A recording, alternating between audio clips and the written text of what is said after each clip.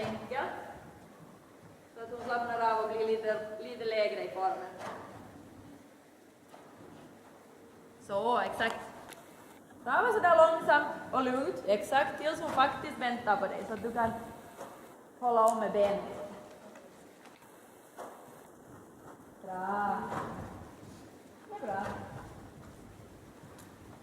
Så, exakt. Bra. Det är bra. Jättemjuka fingrar, mjuka händer. Du gör bara de halvhalterna som behövs, sen kan du lämna henne lite för sig själv.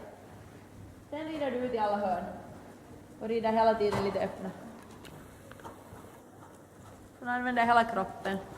Försöker bra, var så försiktig som möjligt med händerna. Så försiktig som möjligt med händerna. Så mycket med benen om som möjligt för att få stöd och sitta. Sitta tillbaka, ut i alla hörn. Bra. Du kan slappna av med händerna. Bra. Så du hittar en sån här jämnhet. Och så att hon blir så stabil som möjligt. Jämn och stabil. Att hon väntar på dig. Så du kan släppa med händerna sen och mjukna. Och när det sitter på ryggen bra, så du kan släppa med händerna. Så, jättefint. Bra.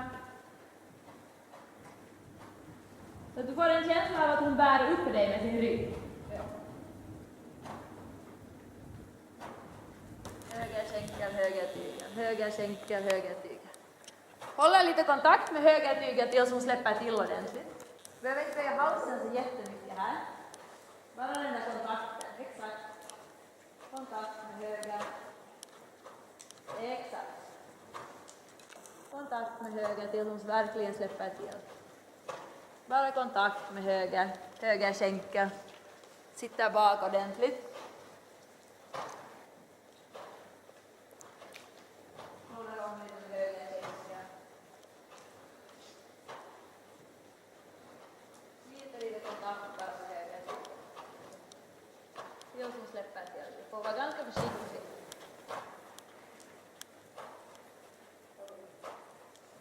Nu måste du föra fram handen. Jättebra. Klappa henne bra. Jättebra. Sen gungar du med i traven och försöker vara följsam. Tänk på att hålla lite högre böjningen då.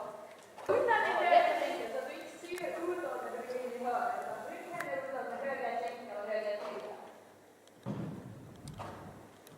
Så bra. Nu gör du efter bra på höger tyga.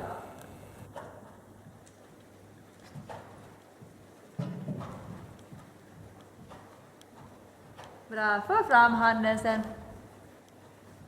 Lite böjning till höger. För fram handen, lite